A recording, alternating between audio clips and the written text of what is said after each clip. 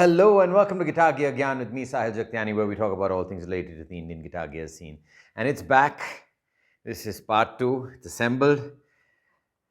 There's a story behind it. There's a big story behind it. I will get to that in a bit. But before that, make sure you click that subscribe button and ring that bell to stay up to date with all our latest videos. All right, she's ready for action. You see that beautiful flame. This neck was such a treat, you know. I mean, every time I look at this guitar and I look at this neck, I'm thinking like, wow, I got lucky with this neck. You know, it was already great, and the only thing that needed to be redone were the frets. And you know, Moses from Asta Guitars did a fantastic job with that. Very happy with that. I'm definitely going to change out this string tree because this one isn't as effective as I thought it would be. I would like to put the Music City, 3 string tree. That's going to be more effective. I did put an ES style switch, Gibson's original Gibson switch over here, 3-way. We did have an issue with the wiring. Okay, eventually I did call up Railhammer, and they told me that put 500K pots and this is the wiring, and so it got sorted. Now in the bridge position, this is basically coil split, and in the neck position you can't split anything. And I use a bond spot over here. I think it's a 500K small bond spot, and I used a push-pull pot which I had lying around. I did also use a Mojo Tone vitamin T oil cap. They've stopped making those particular valued oil caps, so that's pretty sad. And I used a nice Switchcraft output jack. So all in all, this is a fantastic spec'd out instrument. Moses did a really good job in terms of fitting the bridge in and fitting the tremolo with me. We have got a wire running into the cavity,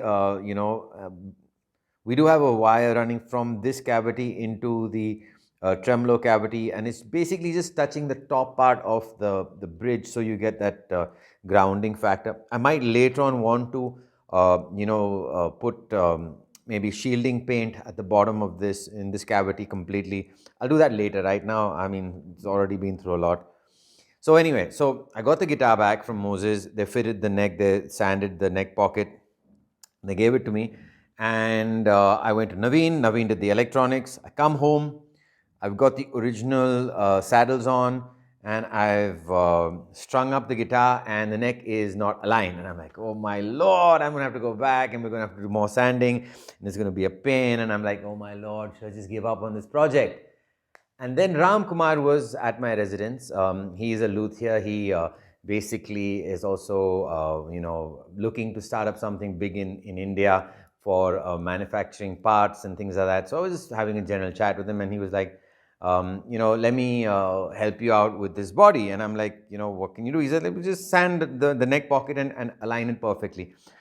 So he took about 45 minutes, and he was slowly doing. I was like, please don't ruin the finish. Already there was a little bit of a chip over here, and there's already a little chip over here thanks to Sahil Jaktiani's poor drilling. But anyway, so he was very careful, and he got it aligned. God bless him. All right.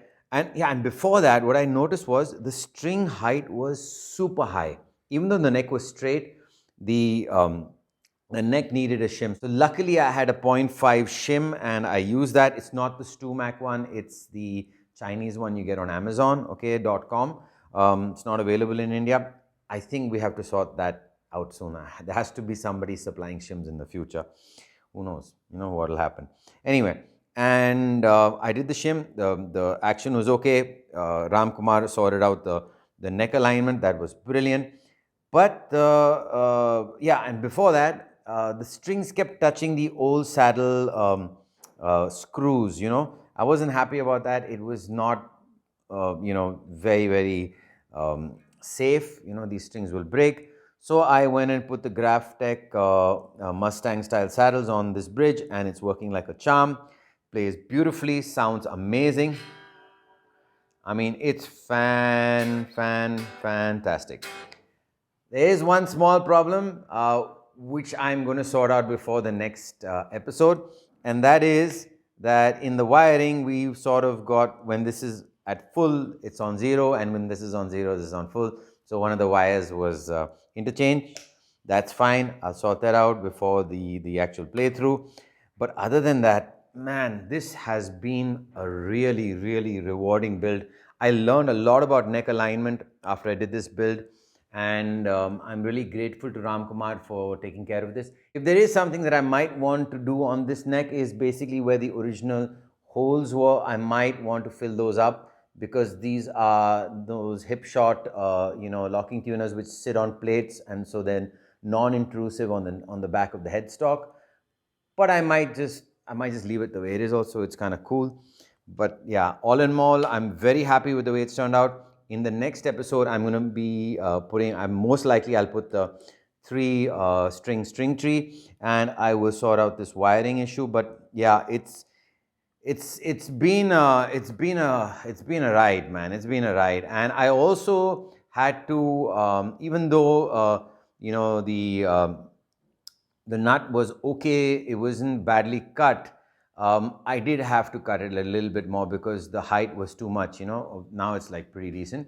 That's been sorted out. And yeah, thanks to Asta Guitars and thanks to Ram Kumar and of course Naveen. Without Naveen, none of this is possible. So thanks to all of them for making this build a possibility. In the next episode, we're going to have Ashwin in the house and we're going to do the playthrough. So stay tuned for that.